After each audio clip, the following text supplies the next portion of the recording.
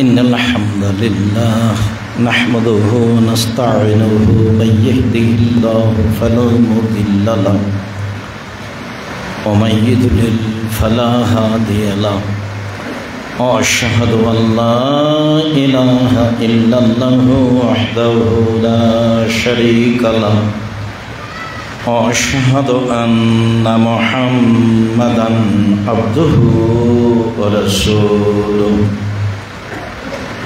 أما بعد فإن خير الحديث كتاب الله وخير الهدى هدى محمد صلى الله عليه وسلم وشر الأمور محدثتها وكل محدثة بدعة وكل بدعة ضلالة وكل ضلالة في النار.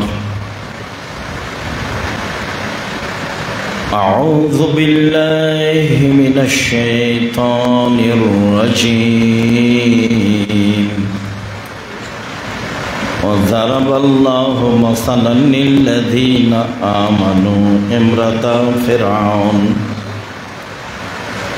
إذ قالت رب ابن لي عندك بيتا في الجنة ونجني من فرعون وقمله ونجني من القوم الظالمين. عن أبي موسى الأشعري رضي الله تعالى عنه قال قال رسول الله صلى الله عليه وسلم كمل من الرجال كثير ولم يكمل من النساء إلا ثلاثة. آسيا امرأة فرعون ومريم بنت عمران وإن فضل عائشة على سائر النساء كفضل السريد على سائر الطعام رواه البخاري ومسلم. সম্মানিত জামিয়া সালাফিয়া তেঘরা বিরল দিনাজপুরের বাইতুল হাম জামে মসজিদের উপস্থিত মুসল্লি ভাই ও বোন, প্রশংসা আল্লাহর জন্য, শান্তি অবতীর্ণ হোক আল্লাহর রাসূলের উপর সাল্লাল্লাহু আলাইহি ওয়াসাল্লাম। আজ জুমার খুতবায় সংক্ষিপ্ত সময় বক্তব্যের বিষয় নারীদের মর্যাদা। বিষয়টি এই জন্য উল্লেখ করা হলো যে আমরাই মূলত তাদের মর্যাদা রক্ষার্থে জড়িত, কাজেই বিষয়টি আমাদের জন্যই ভাবতে হবে। আলোচনা শেষে অত্র জামিয়া সালাফিয়ার বাইতুল হাম জামে মসজিদ সম্পর্কে আপনাদের সাথে আরও কিছু জরুরি কথা রয়েছে, সম্মানিত দিনী ভাই বোন, আমরা নারীদের মর্যাদা উল্লেখ করতে প্রথমে ফেরাউনের স্ত্রীর কথা বলি, যা আল্লাহ তাআলা বলেন। আল্লাহ তাআলা বলেন, অযারাবাল্লাহু মাসালান লিল্লাযীনা আমানু ইমরাতা ফিরআউন। আল্লাহ তাআলা ঈমানদারদের জন্য ফেরাউনের স্ত্রীর দৃষ্টান্ত পেশ করেছেন। আল্লাহ তাআলা মুমিন পুরুষ নারীর জন্য ফেরাউনের স্ত্রীকে উদাহরণ হিসাবে পেশ করেছেন কোরআন মাজিদে। তাতে তিনি বলছেন, আল্লাহ তাআলা বলেন, ইয কালাত, যখন ফেরাউনের স্ত্রী আসিয়া বলল, রব্বি ইবনিলি ইনদাকা বাইতান ফিল জান্নাহ ওয়া নাজ্জিনি মিন ফিরআউন ওয়া আমালিহি ওয়া নাজ্জিনি মিনাল কওমিজ যালিমিন। হে আমার প্রতিপালক, তুমি তোমার নিকটে জান্নাতে আমার জন্য একটি ঘর তৈরি করো, জান্নাত আমাকে দাও, এই কথা আসিয়ার নয়। উনি জান্নাত চাইবেন আল্লাহর কাছে, এই কথা বলছেন না। উনি বলছেন যে তুমি আমার জন্য জান্নাতে একটা ঘর তৈরি করো। তারপরে বললেন যে অনাজ্জিনি মিন ফিরআউন আমালিহি, আর ফেরাউন এবং তার কর্ম থেকে আমাকে রক্ষা করো। তারপরে বললেন অনাজ্জিনি মিনাল কওমিজ যালিমিন, অপরাধী সম্প্রদায় থেকে আমাকে রক্ষা করো। অত্র আয়াতে ফেরাউনের স্ত্রী আসিয়া তিনটা কথা বললেন। তাতে তিনি প্রথমে দাবি জানিয়েছেন, আমার জন্য জান্নাতে ঘর তৈরি করে দাও।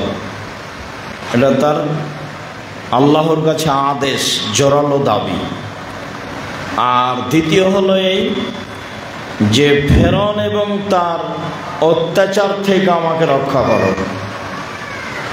তার অত্যাচার অনেক, যা আপনারা সত্য মিথ্যা বিভিন্ন কাহিনীতে অবগত আছেন।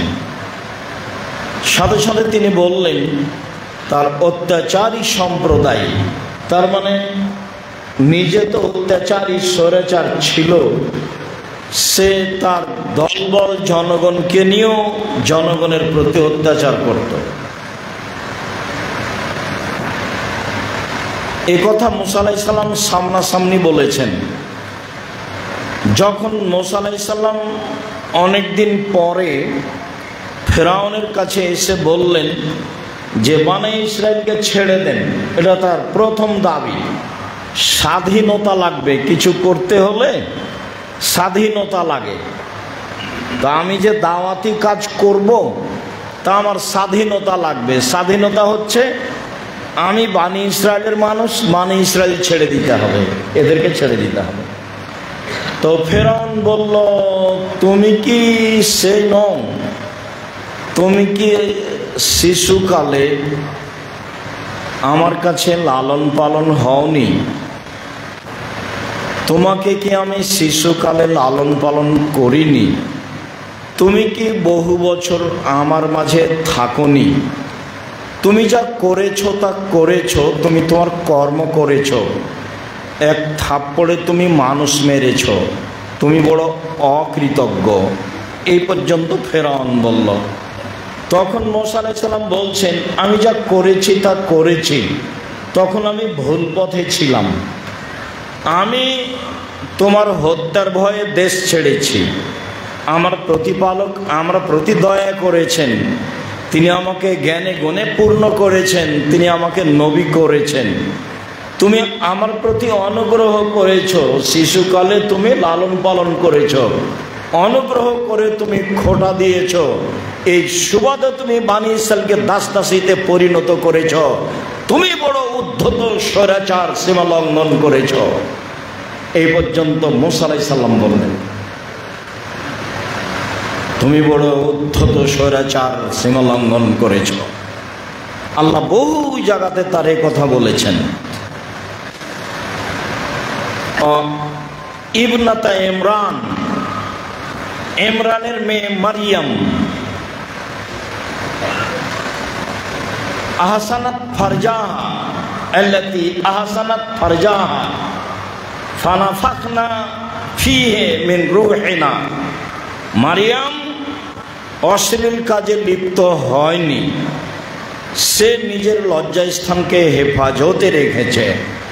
জনগণ যা বলেছে তা ভুল বলেছে, আমি নিজে থেকে তার জরায়ুতে আত্মা ফুঁকে দিয়েছি, তার কারণেই তার সন্তান জন্ম নিয়েছে। সে পূত পবিত্র অসাদ্দাকাত, সে আল্লাহকে বিশ্বাস করেছে, তার কেতাবাদিকে বিশ্বাস করেছে। ওয়াকানাত মিনাল কানিতিন, সে ছিল অনুগতদের একজন। পৃথিবীতে যারা ভালো মানুষ, সর্বোচ্চ ভালো, তার অন্তর্ভুক্ত মারিয়াম। আবু মুসা আশআরী রাদিয়াল্লাহু তাআলা আনহু বলেন, রাসূল সাল্লাল্লাহু আলাইহি সাল্লাম একদা বললেন, কামলা মিনার রিজালি কাসীর ওয়ালাম আকমাল মিনান নিসা ইল্লা সালাসা। বহু মানুষ বড় বড় জান্নাত লাভ করেছে, করবে, তবে মহিলারা তেমন বড় জান্নাত লাভ করবে না, মাত্র তিনজন। এক, আসিয়া ইমরাত ফিরআউন, ফিরআউনের স্ত্রী আসিয়া। দুই, বিনত ইমরান, ইমরানের মেয়ে মারিয়াম। তিন, ফাদলা আয়েশা আলা সাইরিন নিসায়ে কাফাদলি সারিদা আলা সারি তমে। আয়েশার সম্মান পৃথিবীর সকল মহিলার উপরে সারিদ খাদ্যের যেমন মর্যাদা, সকল খাদ্যের উপরে। গোস্তের ঝোলে রুটি ভিজালে তাকে সারিদ বলা হয়। এইটা যেমন আরবিদের কাছে সবচেয়ে পছন্দনীয় খাদ্য, তেমনিভাবে সারা পৃথিবীতে সবচেয়ে সম্মানী মহিলা আয়েশা। এই কথা রাসূল সাল্লাল্লাহু আলাইহি সাল্লাম বলেন। আনাস রাদিয়াল্লাহু তাআলা আনহু বলেন, আল্লাহর নবী বলেছেন, হাসবুকা মিন নিসাইল আলামিন। আনাস, মনে রেখো, তোমাদের জন্য সারা পৃথিবীর মহিলাদের মাঝে সবচেয়ে দামি সম্মানী চারজন মহিলাই যথেষ্ট। সবচেয়ে সম্মানী দামি চারজন মহিলা, তারাই যথেষ্ট। এক,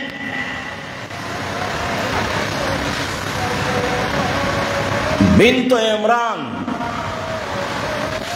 ইমরানের মেয়ে মারিয়াম। দুই,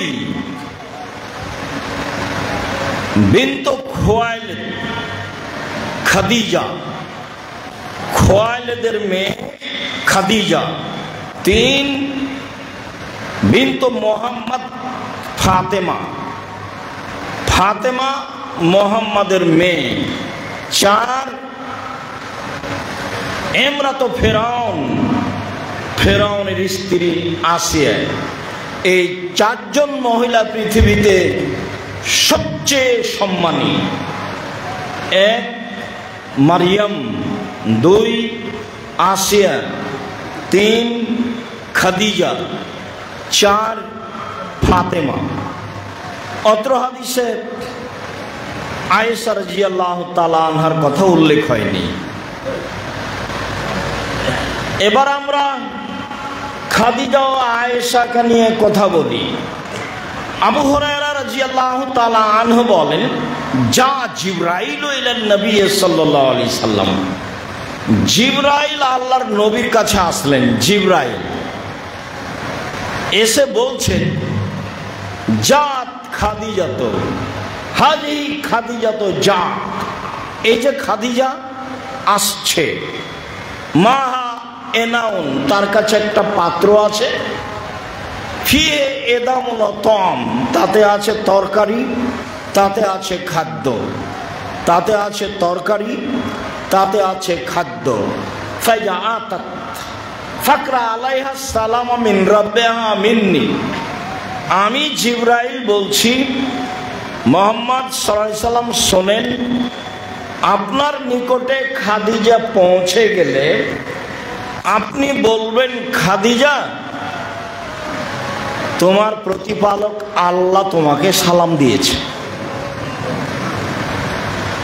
আর আমি জিবরাইল আমার পক্ষ থেকেও খাদিজাকে সালাম রইল, এটা বলে দিবেন।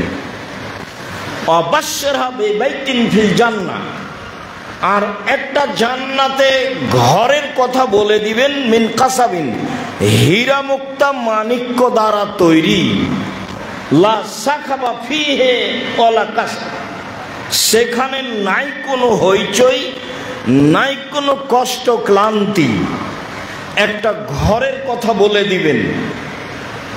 কোরআন মাজিদের আয়াতে বোঝা গেল যে আসিয়া আল্লাহকে বলছেন যে আমার জন্য ঘর তৈরি করেন, আর এখানে জিবরাইল আমাদের নবীকে বলছেন যে ওই যে খাদিজা আসছে, আসলে বলবেন আল্লাহ তোমাকে সালাম দিয়েছে, আসলে বলবেন জিবরাইল তোমাকে সালাম দিয়েছেন, আসলে বলবেন খাদিজা, জিবরাইল বলল আল্লাহ তোমার জন্য একটা ঘর নির্মাণ করেছেন হীরা মুক্তা মাণিক্য দিয়ে, তাতে কোনো হইচই হই হুল্লোড় নেই, তাতে কোনো কষ্ট ক্লান্তি নেই, এই কথা বলে দিবেন। হাদিস বুখারী মুসলিম। তাহলে তো মান সম্মানে খাদিজাই সবচেয়ে আগে চলে গেলেন। হাদিসের গতিতে বিভিন্ন সময়ে বিভিন্নভাবে বলা হয়েছে, তবে সব মিলে যা বোঝা যায় তাতে খাদিজা রাদিয়াল্লাহু তাআলা আনহার মান সম্মান অনেক বেশি, এটাই বোঝা যায়। এক সময় স্মরণ থাকলে কথা প্রসঙ্গে আবারও খাদিজার কথা বলবো ইনশাআল্লাহ। আয়েশা রাদিয়াল্লাহু তাআলা আনহা বলেন, আল্লাহর নবী বললেন, আয়েশা, হাজা জিবরাইল ইকরাকা সালামা, এই যে জিবরাইল, জিবরাইল তোমাকে সালাম দিল। আমরা এক বিছানায় তিনজন রয়েছি, আমি আছি, জিবরাইল আছেন, মুহাম্মদ সাল্লাল্লাহু আলাইহি সাল্লাম আছেন, আমরা এক বিছানায় তিনজন রয়েছি। তো আমাকে আল্লাহর নবী বলছেন, হাজা জিবরাইল, এই যে জিবরাইল, ইকরাকা সালামা, ইকরাকা সালামা, তোমাকে সালাম দিল। তো আয়েশা বলছেন, ওয়া আলাইহিস সালাম ওয়া রাহমাতুল্লাহ, জিবরাইলকে সালাম, তার উপরে আল্লাহর রহমত দয়া হোক। হুয়া ইয়ারা মালা নারা, মুহাম্মদ সাল্লাল্লাহু আলাইহি সাল্লাম দেখেন কিছু যা আমরা দেখতে পাই না। মুহাম্মদ সাল্লাল্লাহু আলাইহি সাল্লাম নবী হওয়ার ভিত্তিতে এমন কিছু দেখতে পান যেটা আমরা দেখতে পাই না। একই বিছানে একই জায়গায় তিনজন আছি, আমি আছি, জিবরাইল আছেন, মুহাম্মদ সাল্লাল্লাহু আলাইহি সাল্লামও আছেন, কিন্তু আমি তো জিবরাইলকে দেখতে পাই না। অথচ আল্লাহর নবী বলছেন যে আয়েশা, এই যে জিবরাইল তোমাকে সালাম দিল, মানে এখানেই আছেন। তো আমি তো আর দেখতে পাই না, তখন আমি বলছি, আমি আর বলতে পারছি না ওয়ালাইকুম সালাম, আপনাকেও সালাম, এটা আর আমি বলতে পারছি না, কেননা আমি তো দেখতে পাই না। তখন আমি বলছি ওয়ালাইহিস সালাম ওয়া রাহমাতুল্লাহি ওয়া বারাকাতুহু, তার উপরেও সালাম। আমি দেখতে পেলে বলতাম আপনাকেও সালাম, আপনার প্রতি আল্লাহর দয়া হোক। মুহাম্মদ সাল্লাল্লাহু আলাইহি সাল্লাম অনেক কিছু দেখতে পান যা আমরা দেখতে পাই না। স্বামী স্ত্রী, তবে স্বামী হচ্ছেন নবী আর স্ত্রী হচ্ছেন মানুষ সাধারণ। যত বড়ই সম্মানী হোক না কেন, আল্লাহ কোনো মানুষের সাথে কথা বলেন না, নবীর সাথে কথা বলেন সরাসরি নয়, জিবরাইল ব্যতীত। তবে মুসাকে কালিমুল্লাহ বলা হয়, মুসা আল্লাহর সাথে কথা বলেছেন, তবু একেবারে সামনাসামনি দেখে এটা নয়। তার মানে এই চক্ষু আল্লাহকে দেখতে পারবে না, এটা অসম্ভব। আল্লাহ বলছেন মা বিয়ামিনিকা ইয়া মুসা, মুসা তোমার হাতে কি? আল্লাহ বলছেন ওই হে আসা, এটা আমার লাঠি, এটা কি করো? এটা দিয়ে আমি যখন সামনে কোনো ড্রেন নালা পড়ে তখন হেলান দিয়ে লাফ দিয়ে পার হয়ে যায়। রাখাল মানুষ তো যা হয় তাই। এখন আপনারা কোনোদিন মাঠে গরু ছাগল চড়াচ্ছেন কি না তাহলে ভালো মনে পড়বে, যেহেতু ছাগলের রাখাল তাই তিনি বলছেন এই লাঠিতে হেলান দিয়ে ড্রেন নালা লাফ দিয়ে পার হয়ে যায়। আর মাঝে মধ্যে লাঠি দিয়ে গাছে মেরে পাতা ঝরিয়ে আমার ছাগলকে খাওয়াই। ওলিয়া ফিহা মারে বোখরা, এ দিয়ে আমার আরো প্রয়োজন মিটে। তার মানে উনি যে নবী এইটা উনি বুঝতে পারতেন পরিস্থিতি। এই লাঠিকে তিনি যা প্রয়োজন মনে করতেন তাতে ব্যবহার করতে পারতেন। যদি মনে করেন যে এখন পানির প্রয়োজন তাহলে একটু পুঁতে দিলেই নলকূপের মতো পানি আসবে। ওলিয়া ফিহা মারে বোখরা। সম্মানিত দিনী ভাই বোন, আমরা বলছিলাম নারীদের মর্যাদা। আবু হুরায়রা রাদিয়াল্লাহু তাআলা আনহু বলেন রাসূল সাল্লাল্লাহু আলাইহি ওয়াসাল্লাম বলেছেন,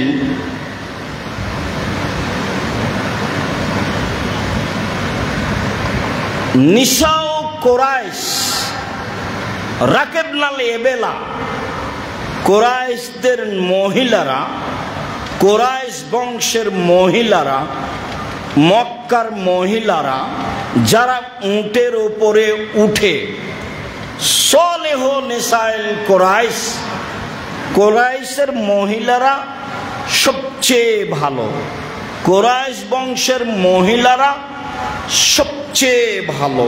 কেন? আহনাহু আলা ওয়ালাদিন ফি সিগরিহি, ওরা বাল্য অবস্থায় ছেলে মেয়েকে লালন পালন করতে খুব স্নেহময়, ময়াময়, দয়াময়, বাচ্চাকে খুব আদর করে, খুব ভালোবাসে। তাহলে এই বৈশিষ্ট্য আরবের সব এলাকার নয়।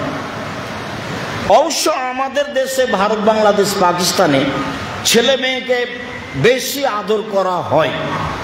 এই আদরে ঠিক।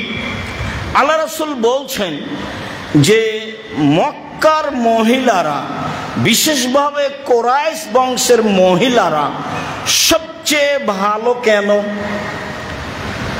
সবচেয়ে সম্মানী কেন? তারা বাচ্চাদের প্রতি স্নেহশীল, বাচ্চাদের প্রতি দয়াশীলা, বাচ্চাকে লালন পালন করতে, দয়া করতে তারা অনেক আগ্রহী, এই জন্য ভালো। দুই, ওয়ারদাহু আলা যাওজিন ফি যাতি ইয়াদিহি, এবং স্বামীর অর্থ সম্পদ হেফাজতে খুব যত্নবান। স্বামীর অর্থ সম্পদ, বাড়ি ঘর সব কিছু হেফাজত করতে বেশি যত্নবান, ওরা বেশি সচেতন। এই দুইটা সাইড ভালো মর্মে তারা সবচেয়ে ভালো নারী, এই কথা মুহাম্মদ সাল্লাল্লাহু আলাইহি সাল্লাম বললেন। আমাদের অনেক ভাই ব্যবসা বাণিজ্য করেন, জমি জায়গা চাষ করেন, স্ত্রীর প্রতি আস্থাশীল না হওয়ায় তারা টাকা পয়সার বিষয়টি তাদের সামনে বলতে পারে না, তাদের সামনে পেশ করতে পারে না, বা আশঙ্কা করে, বা ঘটনাও আছে এমন যে না বলে সে ভাই ভাতিজাকে দিয়ে দেয়, না বলে সে বাপ মাকে দিয়ে দেয়, না বলে স্বামীর সংসারকে এদিক সেদিক করে দিবে বলে আশঙ্কা করে, করেও। যারা এমনটা করে তারা ভালো মহিলা নয়, তারা প্রশংসার উপযুক্ত নয়।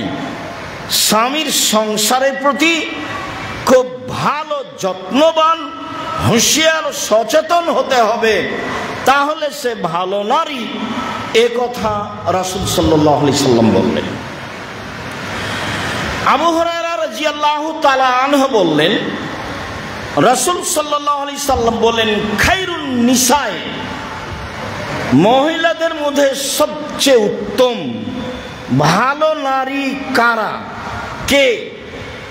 এক, এজা নাজারতা ইলাইহা সাররাতকা, তুমি তার দিকে লক্ষ্য করলে তুমি তার সাথে কথা বললে হাসি মুখে বলে, এটা হলো ভালো হওয়ার 1 নম্বর গুণ। 2, ওই যা আমার তাহা আতাতকা, তুমি আদেশ করলে তা মান্য করে। কিছু সমস্যা থাকলেও বলার সাথে সাথে মেনে নিতে হবে, এটা হলো ভালো মহিলা হওয়ার 2 নম্বর গুণ। 3, ওই যা গিবতা আনহা হাফেজাত মালিকা মিন মালিকা নফসাহা, তোমার অবর্তমানে তোমার বাড়ির অর্থ সম্পদকে হেফাজতে রাখে এবং নিজেকে হেফাজতে রাখে, সে হলো ভালো মহিলা।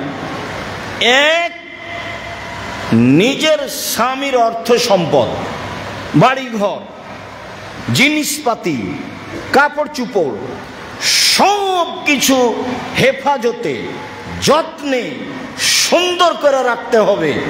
বিলিয়ে দেওয়া যাবে না, কাউকে দিয়ে দেওয়া যাবে না। ফকির মিসকিন সেটা ভিন্ন কথা। এইটা হলো ভালো গুণ। 2, স্বামী বাড়িতে না থাকলে নিজেকে হেফাজতে রাখে, মানে এর সাথে গল্পে জড়িয়ে যায় না। আপনি মনে করছেন খুব ভালো আপনার স্ত্রী, 999 জন মহিলাই যারা ভালো বলে আমরা মনে করি, তারাও আপনার অবর্তমানে আর একজনের সাথে কথা বলে। আল্লাহ রসুল তাকে ভালো বলেননি। নিজেকে হেফাজতে রাখে না, রাখার চেষ্টা করে না, তারা ভালো নয়। ভালো 1, স্বামীর সাথে কথা বললে হাসি মুখে বলে।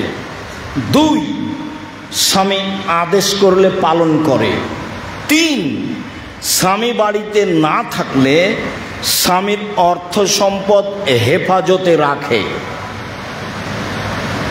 4, স্বামী বাড়িতে না থাকলে নিজেকে হেফাজতে রাখে।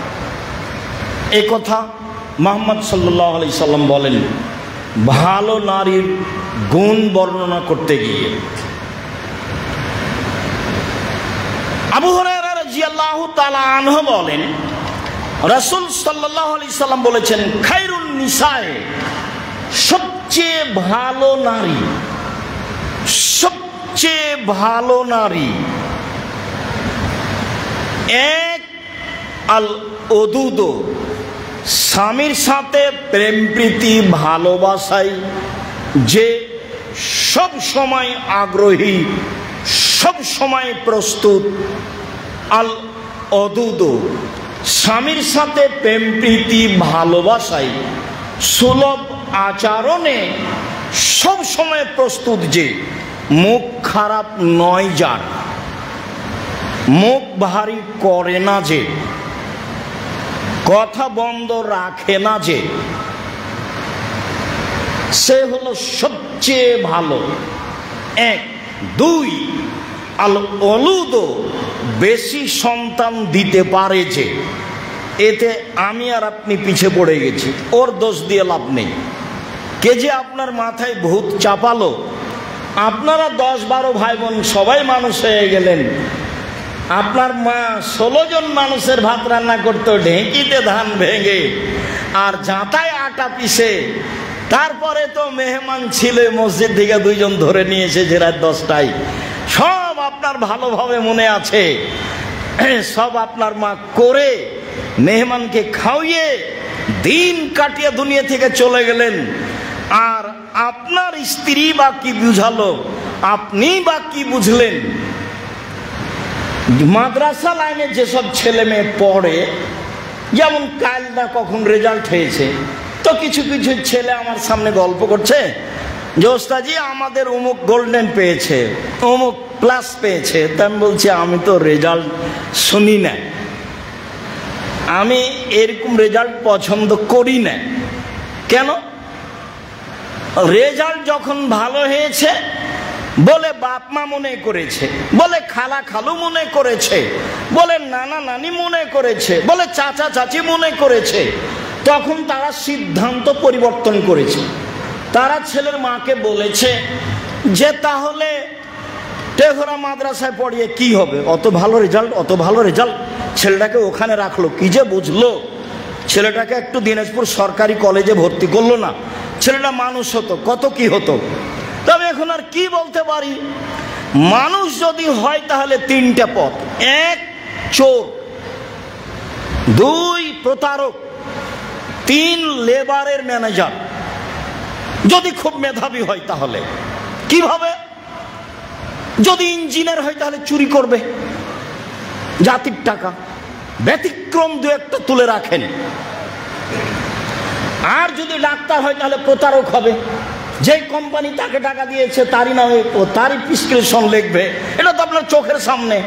তিন, যদি খুব মেধাবী হয়ে বিদেশে থেকে যায় তাহলে ওকে বিদেশিরা বড় পদ দিবে না, দিবে যারা পায়খানা করে তাদের ম্যানেজারি। 3 লাখ টাকা বেতন, তখন দেখবে সুবহানাল্লাহ, তো বাংলাদেশের কোনো চাকরিতে 3 লাখ বেতন নাই, তো আমি যারা পায়খানা পরিষ্কার করে তাদের ম্যানেজার হলে কি হবে, টাকার তো সমস্যা নেই। এটাই হিসাব। ব্যতিক্রম নিয়ে কথা ভেঙে দেওয়ার চেষ্টা করবেন না। ব্যতিক্রমী। আপনার বয়স এখন 80 বছর, আপনি তেঘরার মানুষ, দিনাজপুরের মানুষ, বিগত 80 বছরকে চ্যালেঞ্জ করলাম আমি। আপনার চোখে দিনাজপুরের খুব মেধাবী ছেলে, মেধাবী মেয়ে জাতির কি করেছে সেটা বলেন, সেটা আমার সামনে বলবেন। আমার খুব কষ্ট পাই। আব্দুল মোকাদ্দেম নিয়ে গেল আমার কান দেখানোর জন্য এখানে এক ডাক্তারের কাছে। সে কান বিশেষজ্ঞ, বড় ডাক্তার। বললো খুব অসুবিধে, কি যে হয়, কিছু বললো, ঔষধ দিল। ঢাকার বড় ডাক্তার, কান বিশেষজ্ঞ, বলল যে কি যে হয়, অসুবিধা খুব বেশি। রাজশাহীর বড় ডাক্তার বলল মনে হচ্ছে পর্দা ফেটে গেছে। অনেক কিছু বলল, বিরক্ত হলাম। কলকাতা গেলাম প্রোগ্রামে, নেমে বলছে এই ছেলেরা শোনো, মেডিকেলে যাব। তো গেলাম, ডাক্তারকে বললাম যে দেখেন, তো ডাক্তার একটু দেখেই মুখটা সরিয়ে নিল। তা আমি বললাম হাজরাত, যারা মেহরবানি করকে দোবারা দেখতে, যদি আপনি আর একটু ভালো করে কানটা দেখতেন, মানে ওর দেখা আমাকে ভালো লাগেনি। তখন হেসে উঠেছে, হেসে উঠে বলছে দো দাওয়া লিখ দিয়া, 2টা ওষুধ লিখে দিয়েছি, জিন্দেগি মে কভি নাহি হোগা, এটা ভালো হয়ে যাবে, কিয়ামত পর্যন্ত কোনোদিন হবে না। আগার হো ভি যায় তো দোসরে কে ইস্তেমাল করনা পাহিলে কো নাহি, তাহলে দ্বিতীয়টা ব্যবহার করিও, প্রথমটা নয়। 3 দিন পরে ভালো হয়ে গেছে। এখানে 1.5-2 বছরের কথা। আমি প্রশংসা করিনি কারো, বদনামও করিনি কারো, আমার নিজস্ব বাস্তব কথা বলছি। সম্মানিত দিনী ভাই, কোথা থেকে কথা বলছিলাম? ছেলে মানুষ করতে হবে জাতির জন্য, ছেলে মানুষ করতে হবে পরকালের জন্য, ছেলে মানুষ করতে হবে নিজের জন্য। যেটা আপনাকে আমি দিনরাত বলছি। আমার মনে বড় সাধ, এই দেশের মাটিতে আমি উন্নত মানের প্রতিষ্ঠান গড়বই ইনশাআল্লাহ, যেখানে ছেলে মেয়ে বাংলা, ইংরেজি, আরবি উন্নত মানের শিক্ষা অর্জন করে জাতির অন্যায়ের বিরুদ্ধে লড়বে, মুখে কলমে মিডিয়ায় লড়বে ইনশাআল্লাহ। মাঠে আছি মুখে, মাঠে আছি কলমে, মাঠে আছি মিডিয়ায়, আরো শক্তভাবে থাকবো সময়ের গতিতে ইনশাআল্লাহ।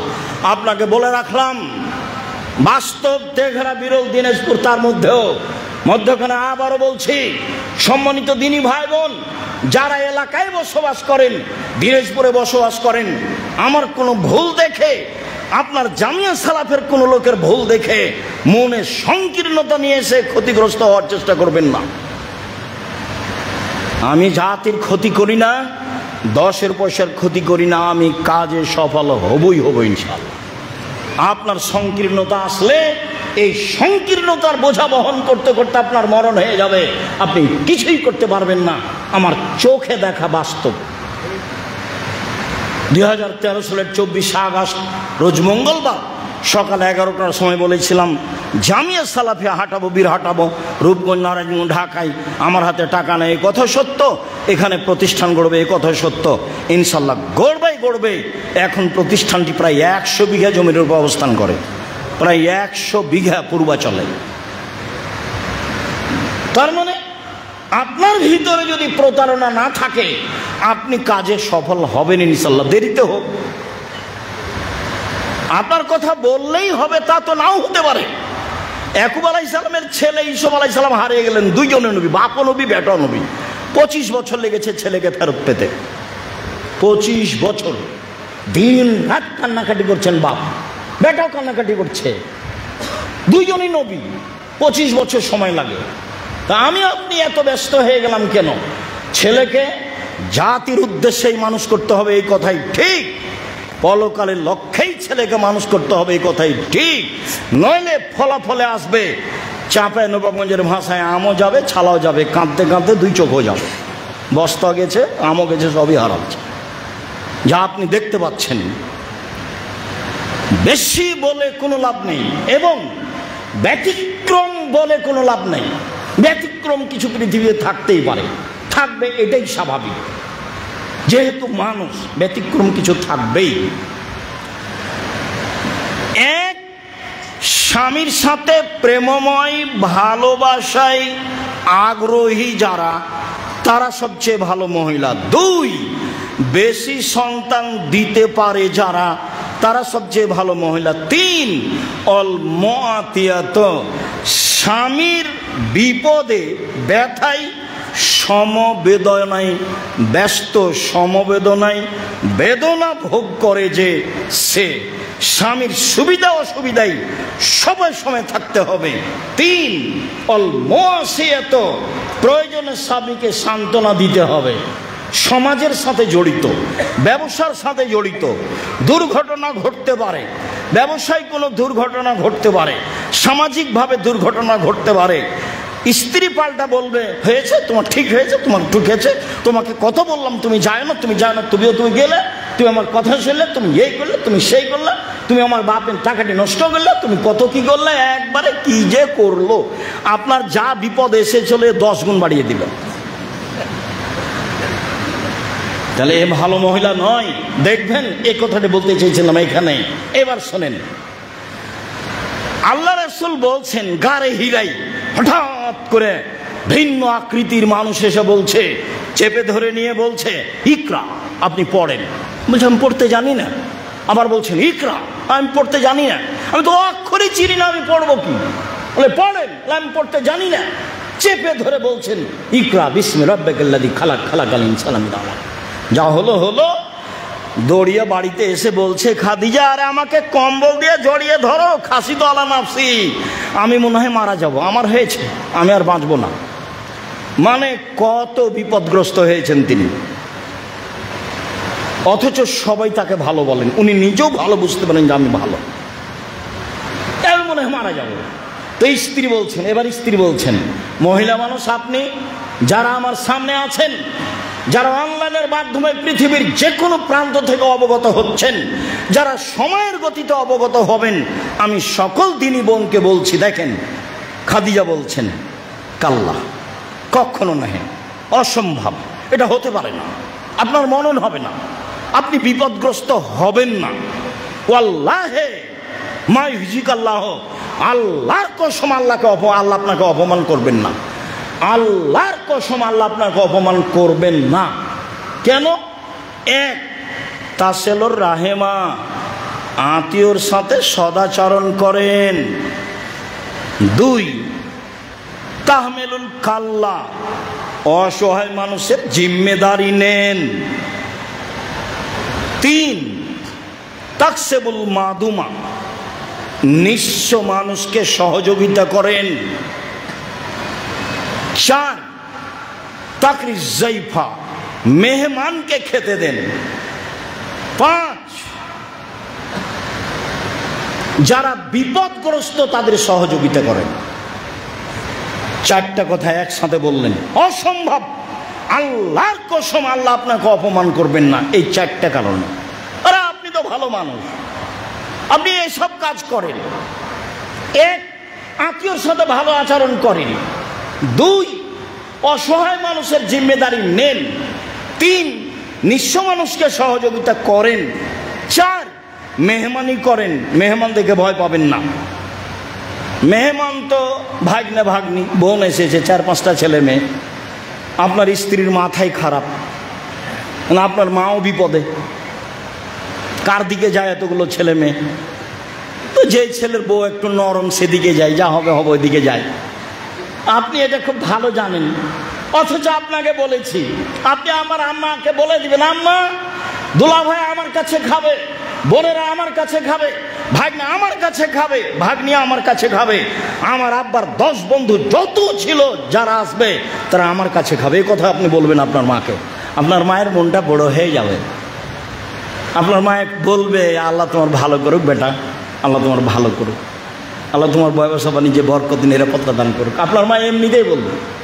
খেতে দেওয়ার পরে আপনি কথাটা বলেন না, কেন আপনি মাথা খারাপ করলেন, আপনার স্ত্রী কেন মাথা খারাপ করলো? ভুল বুঝছে। সবচেয়ে ভালো নারী, এক, স্বামীর সাথে প্রেম বিনিময়ে ভালোবাসায় আগ্রহী যে, 2, বেশি সন্তান দিতে পারে যে, 3, স্বামীর সাথে সমব্যথায় ব্যথা ভোগ করে যে, 4, স্বামীকে বিপদ আপদে সান্ত্বনা দেয় যে। এই যে খাদিজা রাদিয়াল্লাহু তাআলা আনহা। একটু আরেক মিনিট দেখবেন, হুদায়বিয়ার যুদ্ধ, ফিরে যেতে হবে, মক্কায় যাওয়া যাবে না, কঠিন অবস্থা, সিগনেচার করে দিয়েছি, মক্কায় ঢুকবো না, সামনে বছর ঢুকে 3 দিন থাকবো, খুব গরম। ওমর বলছেন, কি ব্যাপার, আপনি সত্যবের নবী নন? হ্যাঁ আমি সত্য নবী। ইসলাম সত্য ধর্ম নয়? বলে হ্যাঁ ইসলাম সত্য ধর্ম। কোরআন সত্য কেতাব নয়? হ্যাঁ সত্য কেতাব। আপনি বলেননি যে কাবায় ঢুকবো? হ্যাঁ বলেছি কাবা ঘরে ঢুকবো, তবে এবছরই ঢুকবো, এ কথা বলিনি। অথচ কাবা ঘর পাশে চলে গেছে, একবারে নিকটে, 1.5-2 কিলোমিটার আছে। এখন নিরুপায় হ্যাঁ আবু বকর সিদ্দিকে গিয়ে বলছেন, কি ব্যাপার, মোহাম্মদ সত্য নবী নয়? হ্যাঁ সত্য নবী। ইসলাম সত্য ধর্মী নয়, সত্য ধর্ম নয়? হ্যাঁ ইসলাম সত্য ধর্ম। কেন? মোহাম্মদ সাল্লাল্লাহু আলাইহি ওয়াসাল্লাম বলেননি যে কাবা ঘরে ঢুকবো? হ্যাঁ বলেছেন, তবে এবছরই ঢুকবো, এই কথা বলেননি। একবারে 2 জনের কথা হুবহু, একটা অক্ষর কমবেশ নেই। অথচ একজন আর একজনের সামনে নন। যে ভাষা বলেছেন মোহাম্মদ সাল্লাল্লাহু আলাইহি ওয়াসাল্লাম, সেই ভাষা বলেছেন আবু বকর সিদ্দিক রাদিয়াল্লাহু তাআলা। তাহলে ফিরে যাওয়া কঠিন। তো বলছে, শোনো, সবাই গরু জবাই করো, কুরবানি করে দাও, এখানে মাথা নেড়ে করে দাও, এখানে কেউ যাচ্ছে না। আল্লাহ রাসূল বলছেন, তোমরা কুরবানি করো, কেউ কুরবানি করছে না। কেমনে ফিরে যাই? কাবা ঘরের পাশে এসে ফিরে যাব মানে মরবো, ফিরে যাব না, সবারই একই কথা। তো এখন উম্মু সালমাকে গিয়ে বলছেন, উম্মু সালমা স্ত্রী, বুদ্ধিমতী নারী, কি করা যায় উম্মু সালমা? চিন্তা করেন কেন, নিজের কুরবানিটা আগে নিজেই করেন না, দেখা যাক কি হয়। এবার আল্লাহ রাসূল নিজে কুরবানি করে দিলেন, সব ধীরে গিয়ে নিজের কুরবানি নিজে করতে লাগলো। উম্মু সালমা বলছেন, স্বামীকে হতাশাগ্রস্ত, নিরাশাগ্রস্ত করা হবে না, আর এইভাবে উল্টা চলা হবে না। সম্মানিত দিনী ভাই বোন, সম্মানী নারী যা রাসূল সাল্লাল্লাহু আলাইহি ওয়াসাল্লাম বলেন, আল্লাহুম্মা সাল্লি আলাইহি আল্লাহুম্মা বারিক।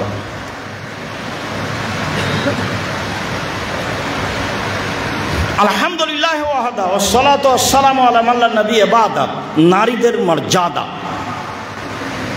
আনাস রাদিয়াল্লাহু তাআলা আনহু বলেন, রাসূল সাল্লাল্লাহু আলাইহি ওয়াসাল্লাম বলেছেন, মানা আলা জারিয়াতাইন হাত্তা তাবলুগা, কে যদি 2 জন মেয়ের লালন পালন করে মেয়েটা বড় হওয়া পর্যন্ত, ফাহুয়া আনা ফিল জান্নাতে হাকায়া, তাহলে সে ব্যক্তি আর আমি মুহাম্মদ সাল্লাল্লাহু আলাইহি ওয়াসাল্লাম জান্নাতে একসাথে থাকবো। সুম্মা দাম্মা আসাবেহ, তখন তার 2টা আঙ্গুল জমা করে নিলেন, এইভাবে তর্জনী আর মধ্যমা আঙ্গুল 2টা জমা করলেন, দিয়ে বলছেন যে 2টা মেয়ের যে লালন পালন করবে সেই পিতার আমি মুহাম্মদ সাল্লাল্লাহু আলাইহি ওয়াসাল্লাম জান্নাতে এভাবে থাকবো। ছেলের ব্যাপারে এই কথা আল্লাহ রাসূল বলেননি। তিনি বলেছেন, কেউ যদি এতিম লালন পালন করে তাহলে সেই ব্যক্তি আর আমি জান্নাতে একসাথে থাকবো। তখন এই 2টা আঙ্গুল দেখেছেন একটু ফাঁকা রেখেছে, ও আমার সাথে জান্নাতে থাকবে, তবে একটু দূরে থাকবে। আর মেয়ে যদি লালন পালন করে তাহলে আমি আরো একসাথে। এবার আল্লাহ রাসূল বলছেন, মান আলা সালাসা বানাতিন, কেউ যদি 3টা মেয়ের লালন পালন করে, তখন বলছেন, 1 আদাবাহুন না, তাকে শিষ্টাচার শিখিয়ে দিল। বহুদিন আপনাকে বলেছি শিষ্টাচারের কথা। নখ বড় আছে, এটা শিষ্টাচার নয়। চুল সামনে ছোট আছে, এটা শিষ্টাচার নয়। নগ্ন গায়ে পোশাক আছে, এটা শিষ্টাচার নয়। ঘুম থেকে উঠে না, এটা শিষ্টাচার নয়। বড় মোবাইল হাতে রাখে, দিনরাত নগ্ন ছবি নিয়ে ব্যস্ত থাকে, এইটা শিষ্টাচার নয়। এক, মেয়েকে শিষ্টাচার শিখিয়ে দিল। দুই, ওয়াজাওয়াজাহুন্না, বিবাহ শাদী দিয়ে দিল।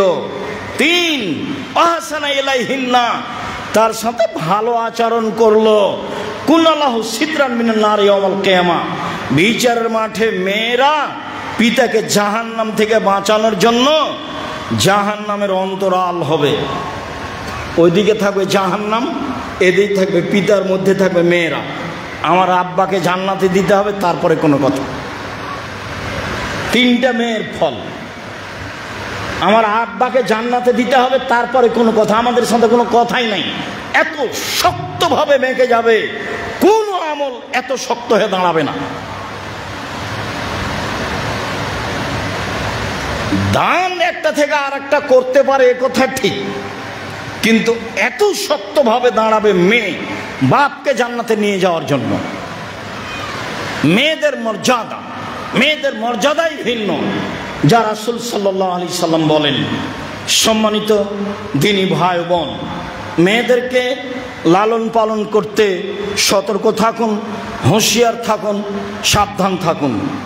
একটা মেয়ের জায়গায় দুটা যদি মেয়ে হয়, তাহলে তো দাদি নানি বলছে কি করবি, ডিপিএস খুল না একটা গাভী কিন।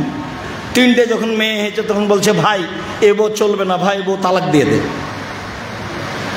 তাহলে সামাজিক অবস্থা এখন কেমন, আরো খারাপ হবে। সামাজিক অবস্থা আরো খারাপ হবে, নারীদের অবস্থা যেটা দেখছেন আরো খারাপ হবে। এ কথা আল্লাহ বলেছেন, এ কথা নবী বলেছেন। সম্মানিত দিনী ভাই বোন, নারীদের মর্যাদা, রাসূল সাল্লাল্লাহু আলাইহি ওয়াসাল্লাম বলছেন, আলাউ বেরকুম বেআহলিল জান্নাহ, আমি কি তোমাদের বলে দিব না জান্নাতি যারা কারা? বলে দিই আমি তোমাদেরকে, জান্নাতি কে কে কে জান্নাতে যাবে বলেন। এক, আর নবীও ফিল জান্নাহ, নবীগণ জান্নাতে যাবে। দুই, অসিদ্দিক ফিল জান্নাহ, সত্যবাদীরা জান্নাতে যাবে। তিন, অশুহাদা, শহীদেরা জান্নাতে যাবে। চার, অনিসাও মিন আহলিকুম, তোমাদের পরিবার হতে মেয়েরা জান্নাতে যাবে। তবে এক, আল অদুদ, স্বামীর সাথে ভালোবাসায় প্রেম বিনিময়ে আগ্রহী যে। দুই, আল অদুদ, বেশি সন্তান দেয় যে। তিন, আল আউদেলা জওজে, স্বামীর সাথে কোনো সময় মন কষাকষি হলে স্বামীর হাত ধরে বলে, যতক্ষণ পর্যন্ত তুমি খুশি না হবা ততক্ষণ পর্যন্ত আমি কোনো কিছু খাবো না। এরা হলো জান্নাতি নারী। সরাসরি নারীদের ব্যাপারে বলেননি, তবে বলেছেন আমি কি যারা জান্নাতে যাবে তাদের কথা বলে দিব না? বলেন। এক, নবী। দুই, সিদ্দিক। তিন, শুহাদা। চার, নারী। কে স্বামীর সাথে সদাচরণ করে যে। দুই, সন্তান বেশি দেয় যে। তিন, কোনো কারণে স্বামী অসন্তুষ্ট হলে স্বামীকে সন্তুষ্ট করার পূর্ব পর্যন্ত খায় না যে, সে হলো সম্মানী নারী, জান্নাতি নারী। আনাস রাদিয়াল্লাহু তাআলা আনহু বলেন, রাসূল সাল্লাল্লাহু আলাইহি সাল্লাম বলেছেন, মহিলারা জান্নাতে যাবে চারটা কাজ করলে। আল মারাত এজা সাল্লাত খামসাহা, যখন 5 ওয়াক্ত সালাত আদায় করবে। এক। দুই, সামাত শাহরাহা, রমজান মাসে সিয়াম পালন করবে। তিন, আতাত বালাহা, স্বামীকে মেনে চলবে। 4 ওয়াহসানাত ফারজাহা, জেনায় লিপ্ত হবে না। আমি বলেছি অনেক দিনই বোন আমাকে বলেছেন যে তিতা লাগলেও মিঠা লাগলেও, মানে স্বামী গালি দিলেও স্বামীকে মেনে চলতে হবে। আপনি আমার দিনী বোন, এটাই কথা। আমার পক্ষ থেকে বিকল্প কিছু বলার নেই, এটাই কথা। আপনার স্বামীর মুখ খারাপ হলেও আপনার স্বামীর সাথে আপনাকে ভালো আচরণ করতে হবে, এটাই ঠিক। নারীদের জন্য জীবনের 2টা জিনিস কল্যাণ ডেকে নিয়ে আসবে, সেটা হলো 1 প্রতিশোধ না নেওয়া, প্রতিবাদ না করা, আর অভিমান না করা। 2টা কাজ। প্রতিবাদ করবেন না, যা বলছে বলুক, চুপ থাকেন, শরীর কেটে যাবে না। মুখ বন্ধ রাখেন, ভালো হবে। যা বলছে বলুক, প্রতিবাদ নেই। তুমি এই কথা বললে কেন, তুমি এই কাজ করলে কেন, প্রতিবাদই নেই। আমার জীবনে 2টা ত্যাগ, চেষ্টা চালিয়ে যাচ্ছি জাতির সামনে অনেক দিন থেকে। 1 মানুষের প্রতিশোধ নিব না, যে যা পারবে সে তা করে নেক, এটা আমার জীবনের ত্যাগ। 2 মানুষের বদনাম করব না, মানুষের পিছে পড়তে রাজি নয়। এই 2টা আমার জীবনে খুব ত্যাগ। যে কোনো মূল্যে এই 2টাকে ধরে রাখার আমি প্রাণপণে চেষ্টা করছি। প্রতিশোধ নিব না। 2 মানুষের পিছনে পড়ব না, বদনাম করব না, যা বলবে বলুক। আপনি মহিলা মানুষ, প্রতিবাদ করিয়েন না। 1 2 অভিমান করিয়েন না। অভিমান করলেই পূর্ণ না হলে শয়তান আপনাকে একবার পাগলি বানিয়ে ছাড়বে। অভিমান কি? কাছেই ছিল স্বপ্নপুরী, সবাই যায়, সারা দেশ থেকে দেখতে আসে, তুমি আমাকে একদিন নিয়ে গেলে না, এর নামে অভিমান। এর রমজানে তুমি এই দিলে না, সেই দিলে না, তারই নামে অভিমান।